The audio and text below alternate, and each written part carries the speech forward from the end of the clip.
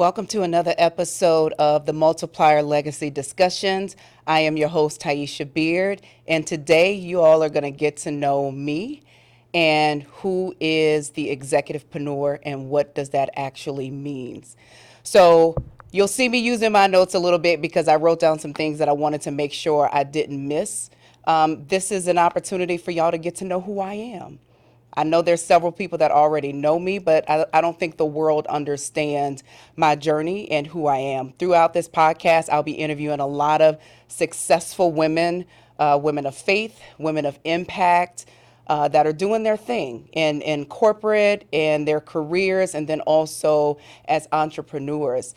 We'll talk to moms, we'll talk to business owners. We're going to talk to women who are really making a change and give you the game on how you can do the same thing and that you don't have to choose. And so when I titled the book The Executivepreneur, I wanted an opportunity to let you know that you do not have to choose between your job, your career, and building generational wealth for yourself. And a lot of time as women, and just as adults, we feel like in order for us to build something of our own, to have some type of ownership or equity, that we have to leave our jobs.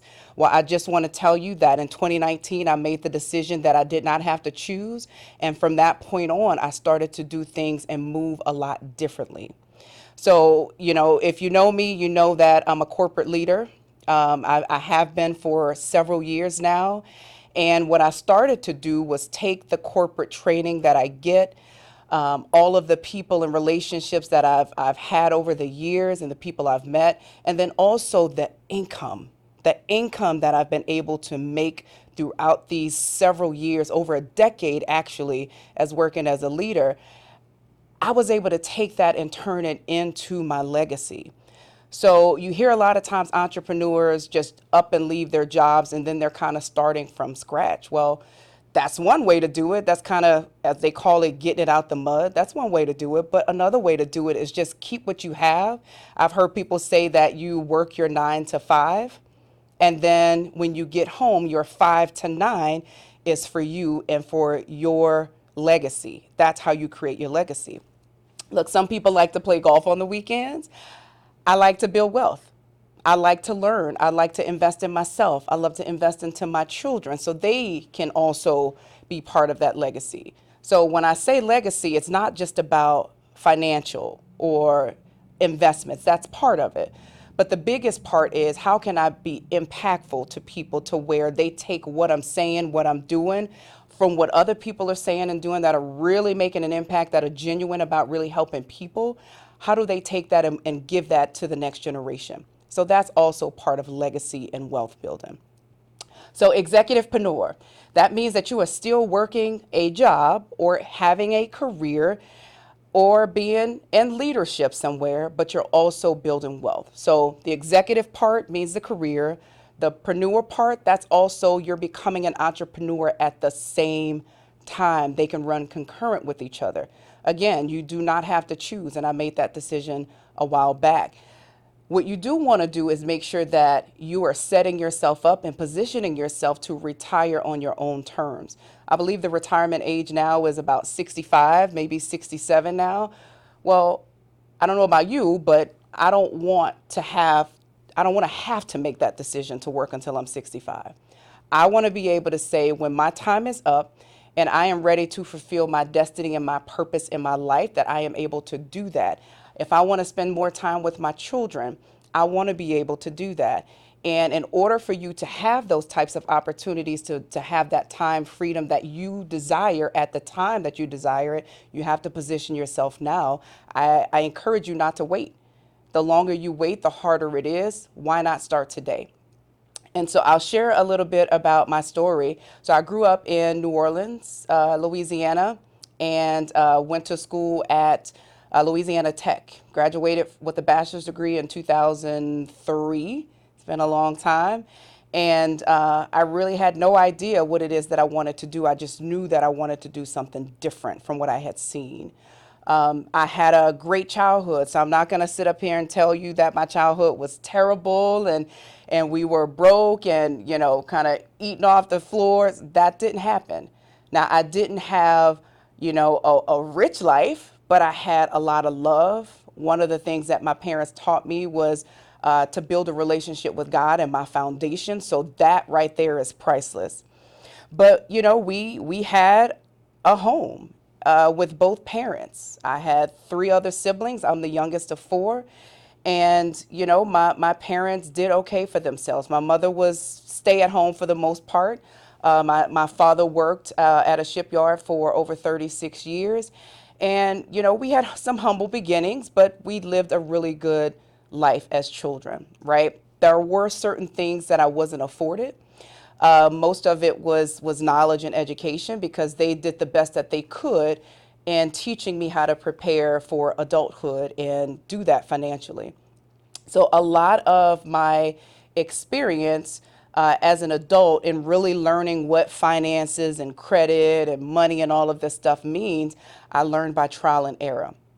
And thankfully, also, throughout my career in working at a bank and then working at a car dealership and then moving over into corporate America, I met some people that impacted my life and taught me certain things about wealth and money and investments, that I was able to really take that and really create wealth for myself and my family.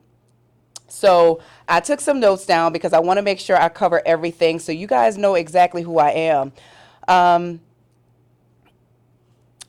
I'll tell you about my real estate journey. So I was working as a finance manager at a company, and I had a client that came in and said, "Have you ever thought about getting in real estate?" And I believe that client was that customer at the time was uh, in real estate investments, or he sold real estate. And I kept it in the back of my mind, but I never did anything with it. And eventually I said, you know what? I'm early 20s, doing really good for myself. Let me see what this real estate stuff is about. So I bought my first rental property in 2009, but let me back up. I did understand that home ownership was important.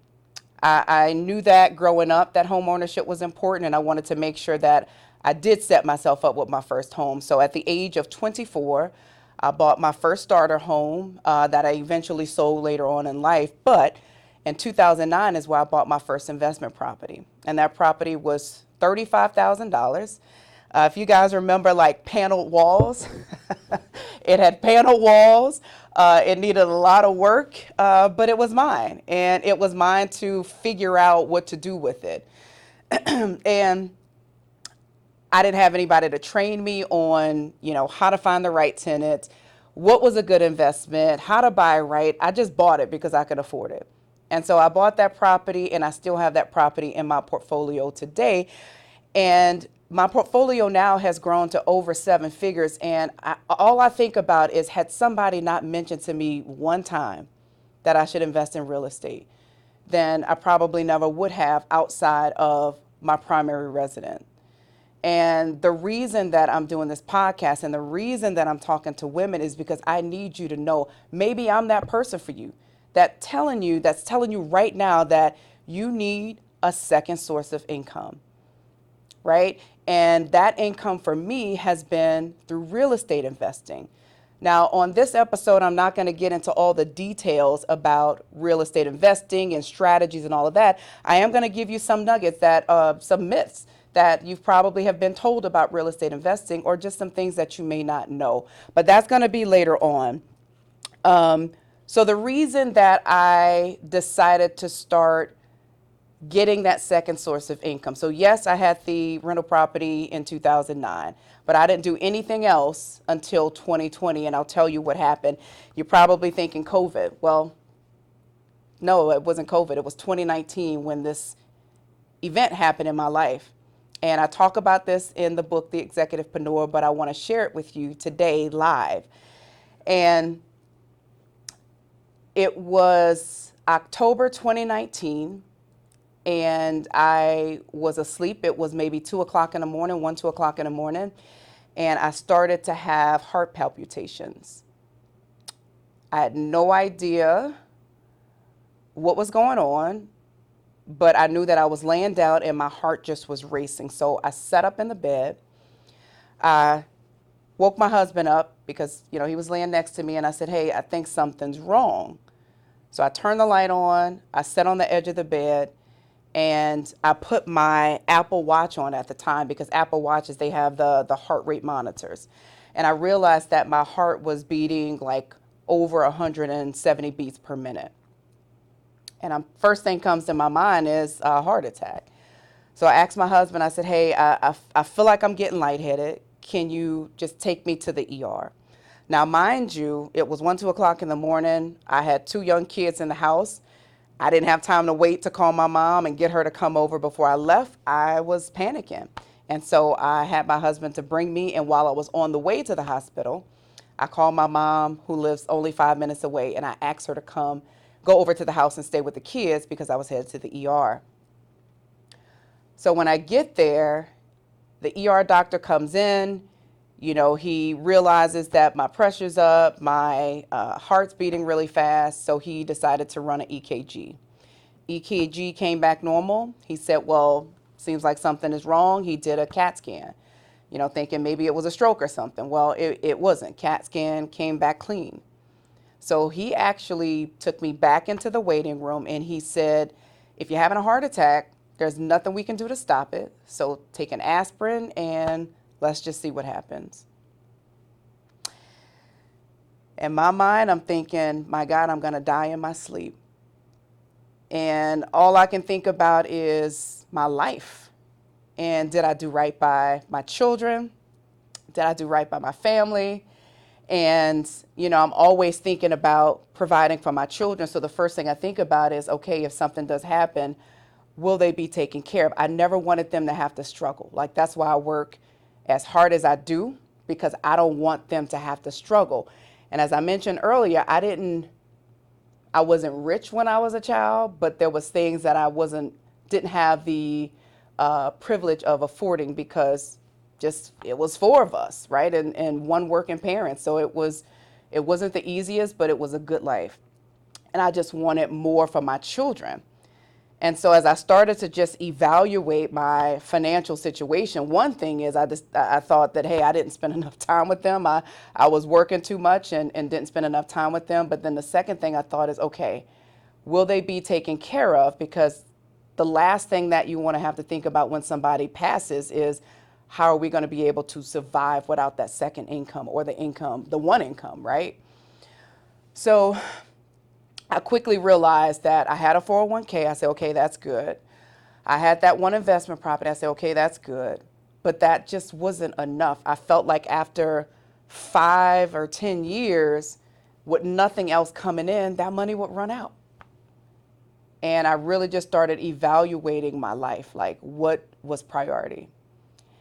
And so I go to bed thinking I wouldn't wake up. And obviously I did, because I'm here today. But then I'm thinking in my head, it was something I ate. I was stressed out, whatever, no big deal. I go to work, everything's normal. The very next day, right, I'm at work, come home, getting dinner ready for the children, 4 or 5 o'clock. It happens again.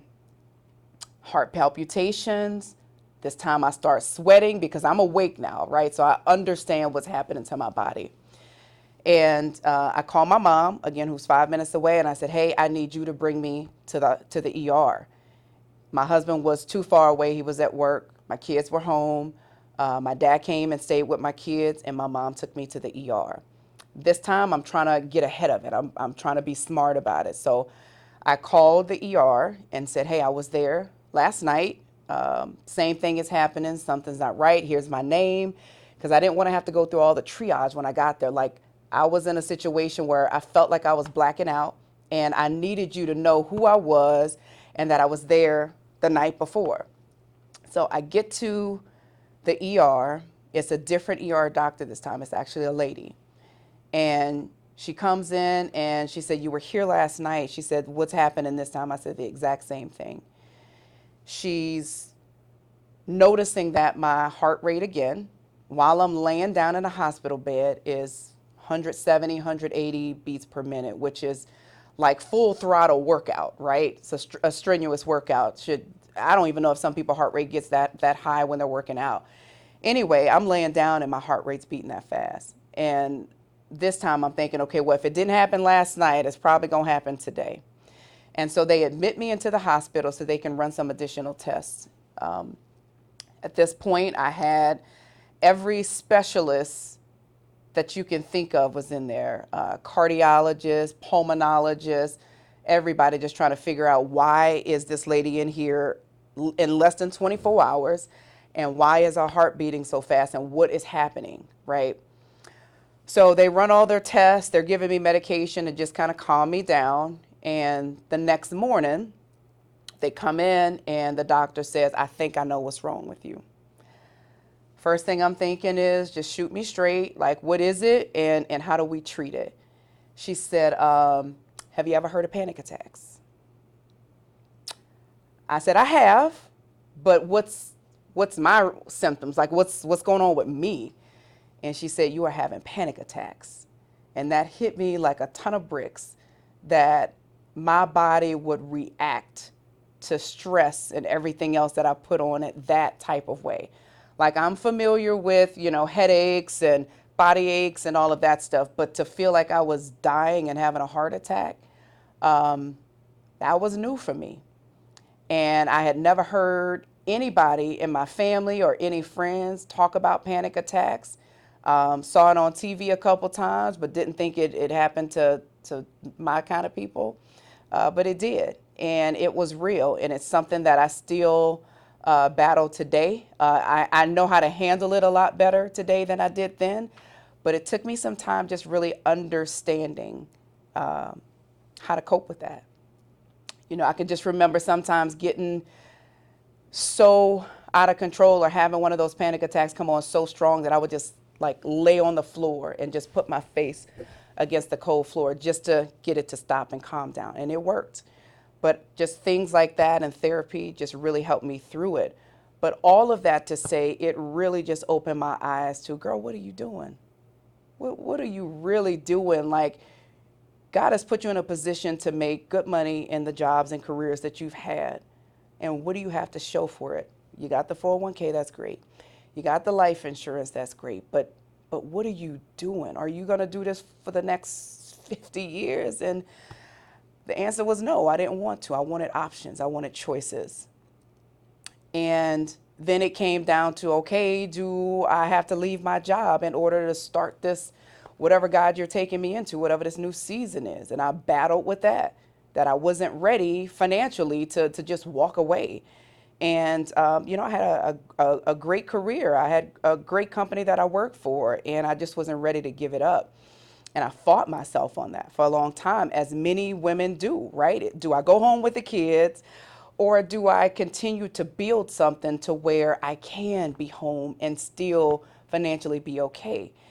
And I finally just said, I don't have to choose. I am putting too much stress on my body, which I don't need any more of that.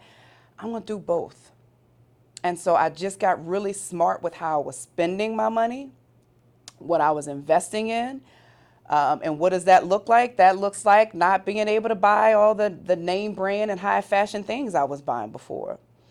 That means, not being able to take the girls' trip all the times that I wanted to. That means I had to sacrifice some things to really position myself. So it's like, do you want to live now, or do you want to live a good life now and then live even better later and be able to pass something on to your children? So legacy really changed for me when I understood that I can start building legacy today without the stress of starting from ground zero by just walking away from my job.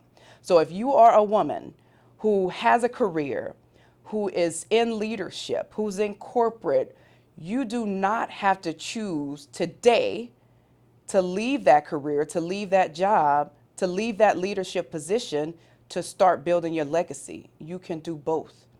And I'm telling you, I am encouraging you to start now.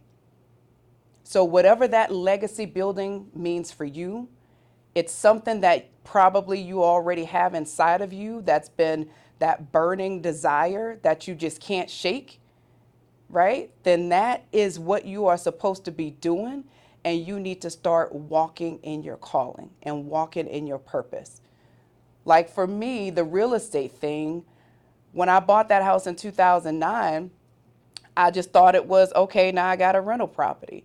But God was setting me up the whole time to learn the industry, to learn the business, yes, to create wealth for myself and my family, but to tell you also that if that is what you're interested in, then I want to help you to get there. So I want to talk about some of the myths that you may have heard in real estate. So if you've been on any of my webinars, you've probably heard me say this before, or if you have attended the Legacy Summit, which we did our first Legacy Summit 2025 in February, then you have also heard this. But there's so many people that have not heard this. So I want to make sure that I tell you the same thing I told them. So here are some myths versus the facts in real estate. You had to have a real estate license to invest in real estate. Not true. You do not need a real estate license to invest in real estate.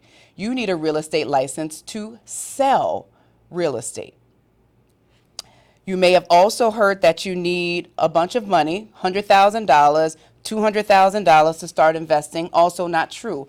As I mentioned earlier, I started investing in my first property at $35,000, right? And I financed that $35,000. So no, you don't have to start with a whole bunch of money, and you don't have to go and get that multi-million-dollar property, right? We see the HGTV, we see all these things with the granite countertops and all these things, and we think, okay, when I invest in real estate, that's what I have to buy. If you can afford it and you know exactly what you're buying and it's cash flowing, then go for it. But I have been pretty profitable and able to build my real estate empire with Class B and C properties, right? Those are the properties that are $150,000 or less, right? And obviously I've bought some that were less than $100,000. So you start where you are. If you don't have $50,000, $60,000, then buy something that's $20,000 and work to fix it up, right? If you don't have $20,000, maybe you have $1,000, there's something that's called tax sales that you can start investing in. Now, each state and county may be different as far as their tax sale laws and, how you buy those properties and potentially get them redeemed. But there are opportunities for you to get into real estate investing. You just have to start where you are and know what's available to you. So you got to get the education. Another thing that you may have heard is I have to manage the property yourself. Being a woman that has a career, I get it. And that was one of the things that stops a lot of women, and that almost stopped me from investing in real estate because I don't have time. I don't have the capacity to manage these properties myself. And I thought that, okay, well, that's just more on my plate that I do not have time for. With a husband, with children, with working, in leadership, your time, you're more than 40 hours. So what does that look like? How can I possibly do anything else? Well, there's a difference between active and passive income. Active income is something that you have to work for in order to keep that money coming in. Passive income is something that you invest in one time, and then you continuously get revenue and cash flow from that for as long as you want to or as long as you can. No difference than writing a book. You don't have to write that book every time somebody buys it. You write it one time, and then it continues to sell. You invest in a house or a multifamily property or a commercial building one time. That property will continue to pay you. That is called passive income, right? So you don't have to manage the properties yourself. You can get what they call a property manager. Now, you have the ability to manage it yourself, and that will bring in more cash flow because you're not paying a property manager that 10% to manage the properties. However, if you do manage it yourself, yes, you're saving the 10%, but you are giving away your time. So what's more important to you, the time or the 10%? You have to choose that. So I don't have time to be a landlord. Don't be a landlord. Be an owner, right? Be an owner. Own the property. Let somebody else manage it. That goes back to being a property manager or having a property manager. This was a good one too, and I hear so many women come up and ask me, but I don't have experience in investing in real estate. Neither did I in 2009 when I bought that first property. How do you think you start, right? Now, I would say instead of starting the lesson with your money, start with the education first. Get the knowledge that you need and then go invest. I made several mistakes in 2009 without a mentor, without development in real estate investing. I just kind of jumped out there. Now, do I have any regrets? I don't, because I figured it out. But don't try to figure it out because it can be expensive. Get the knowledge and the education first and then go and invest to make sure that you buy right. Okay, so I won't have money for maintenance and repairs. Well, if you spend all the cash flow, you're right, you won't have money for maintenance and repairs. There's this thing that's called reserves that you put money away every time you get paid from a tenant or tenants. You put a portion of that away, 20 to 30%, to make sure that you have the money and the reserves for the repairs and the maintenance. If you are netting $1,000 a month on one property and you're spending $1,000, when that refrigerator goes out, when that AC goes out, how are you going to pay for that? And now you're digging into your pocket to be able to make the repairs, and then it just doesn't make sense. So you want to be smart about it and put a percentage of the income that you get or the revenue that you get from your properties to put aside for reserves and those maintenance. It's not when it's gonna or if it's gonna happen. Believe me, it will have a tenant. You will have a tenant that will call you because something will break, just like it does at your house. Something will go out. You will need a new refrigerator. You will need a new dishwasher. All of these things will happen, and you need to make sure that you have the money to pay for it. The bigger things like HVAC, plumbing, roof, eventually over time, you're going to have to replace those things. Those things aren't $100. They're not $1,000. Sometimes that could be $10,000. And if you're not consistently building up reserves every month, that's going to hit you hard, right? So we want to be smart about this and not just it's cute to be a real estate investor.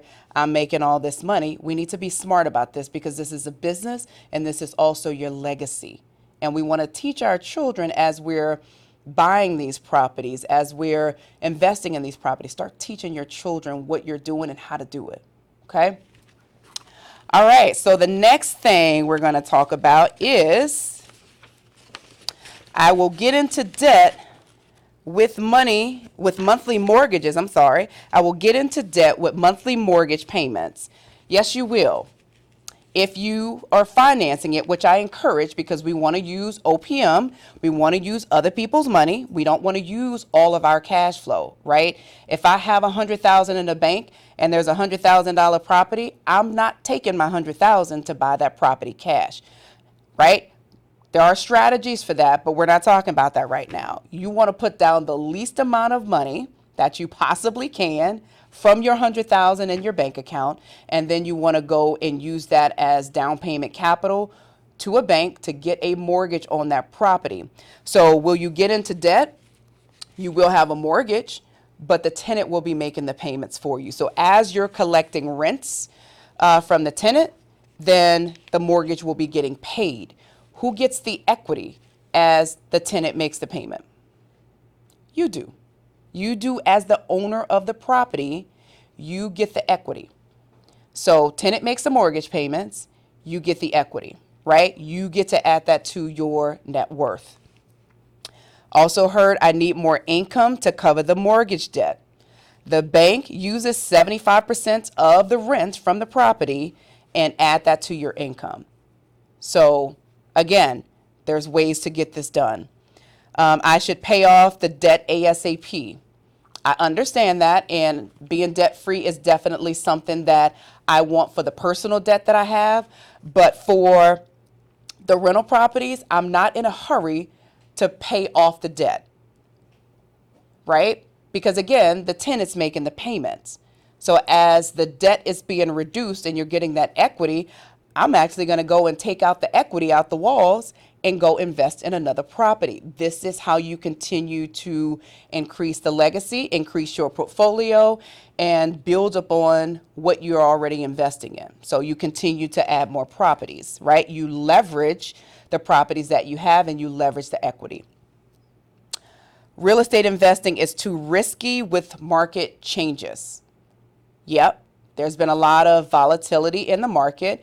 And, we saw in 2020, it was a seller's market. Interest rates were really low. Prices were extremely high over the market value in certain cases. And now it's a little bit different. It's a buyer's market because the interest rates are a little bit higher. So in order to make the payments work and for the seller to sell the property, you're going to have to lower the cost of the property, right? You're going to have to lower the sale price. So we're seeing that the home prices are slightly going down and the interest rates are still fairly high, but eventually they will go down as well. So every investment has risk, not only real estate, stock and everything else has risk. But you lose the equity or you lose your money if you sell the property in a down market. So if you lose value and you sell at that time, that's when the loss is realized. I would say don't sell it. I've only sold one property since I've been an adult. And that property, that was the first home that I had purchased at 24. Everything else I still have because I know if the longer I hold on to it, even if this is a down market and the property values drop, if I hang on to it, they're just going to go back up over the years. So I'm not going to sell when it's down. I'm going to keep it. And once it comes back, then I'm going to go and leverage it to buy another property, right? All right. And let's see, there's one more page here, and this is talking about things to remember. And again, if you haven't heard the webinar, all of this is in my webinars as well. Feel free to join any of my webinars. They're free, they're live, and I allow you guys to ask questions. So things to remember. You don't know it's a good deal until you run the numbers. You cannot drive down the street, your favorite street, see a nice property, it's painted all nice, the grass is cut, the yard looks wonderful, and say, oh, that's a good deal. What does a good deal look like? It looks like nice paint. It looks like a well-manicured lawn. No, a good deal is when the numbers work for your situation. Don't do it alone. Like, I have a community of women. I've helped over 30 plus women over the last 2 years to invest in real estate. Now, that may sound small, right? But I'm doing this in my nights and weekends. And also, let me stop. Oh, I'm sorry. I thought you were saying stop. Okay. I have a community of women that I've helped over 30 plus women to invest in real estate. And that may sound small, but remember, this is nights and weekends that I'm helping these women to do this while I juggle the rest of my life. But when I'm talking about these women are investing in real estate, I'm not talking about us pooling our money together and they're owning, 5%, 10% of our portfolio. No, these women have 100% ownership in the properties that they are buying. So if they wanted to sell it, it is 100% on them. If they wanted to go get equity on it, that is 100% on them. And when they pass, or if they wanted to give it to their children or whoever, they have full autonomy to do that because it is their property. So when you think about that, that's 30 families that have changed, right, as far as their financial trajectory, their generational wealth, because they invested in real estate that they can pass on for generations to come. All right, gain the confidence for yourself. Right? I am going to help you through this.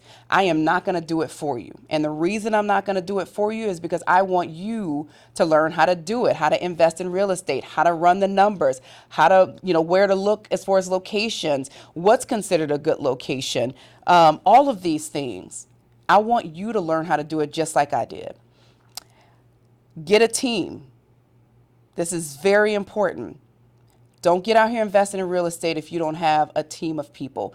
And when I say team, I'm not talking about people on payroll. I'm talking about vendors that trust, have integrity, do quality work. They may not be the cheapest price because we don't go by the cheapest price. We go by who's doing the work the right way. I want it done right the first time, right? So you get a Rolodex of people that can help you and support your journey as a real estate investor. That means a real estate agent. That means a banker. That means property managers. That means maintenance folks. That means electricians, all of these things. And that is something that my community shares. We pass information on to each other as we're working with vendors, and we make sure that we keep that within our community because never know when you're going to need something or a backup plan, right? A plan B. All right. Don't rush to buy until you have the knowledge. I think I covered that earlier. Okay, this is important. Never empty your account to invest. Never. You got to have that emergency fund. So when things that you need for your family happens, car needs to be repaired, you need a new HVAC, plumbing issues, kid needs something for school, you want to make sure that you have money to continue to support your family and give your family everything that they need. If you empty your bank account, not only are you not making a smart investment because if anything happens with that property, you can't fix it, but you're also putting yourself and your personal finances in jeopardy, right? So never spend your last. Have your emergency fund. And once that emergency fund is built up, now you go and invest. Quit waiting. The time is never right. No need to wait. Go now. Keep reserves because you will need it. Use other people's money and leverage your assets. Fix, not flatter. Okay, let's talk about this. You want to fix and repair what is needed. You are not trying to make this some glamorous property. Now, there are people that invest in multi-million-dollar properties or $500,000 properties. If you're using it for Airbnb and you have that clientele and that base and it's working, go for it. But if you're not, right, if you have that Class B, Class C property that's $150,000 and less, $200,000 and less, then we want to fix the problem. We don't want to overdo it. We're not trying to flatter anybody, right? We want it safe. We want it a place where somebody's going to be happy to call it home, but we're not trying to flatter anybody, okay? And then investing your money is no different than investing your time. What are you spending your time doing? My nights and weekends are filled with, teaching women about real estate, self-development, my time with God and my family, and that's important to me. So if you are not spending your time wisely, that is also a bad investment. So invest your time and your money wisely, and I hope that this episode gave you guys an opportunity to get to know me a little bit better and how I've been able to, become a millionaire at 40, So again, thank you so much. Y'all stay tuned because we will be interviewing more women that are in this community and circle of women that I've been creating in Louisiana, right? I thought for a long time that you had to go to LA, New York, Houston, Atlanta, all these other places to find a circle of women that are just bringing out the greatness in other people and kind of don't mind talking about what they're doing and how they're doing it to help somebody else. And I'm starting to find these people in Baton Rouge. So y'all be on the lookout for more of these women that I am building this community and this circle with.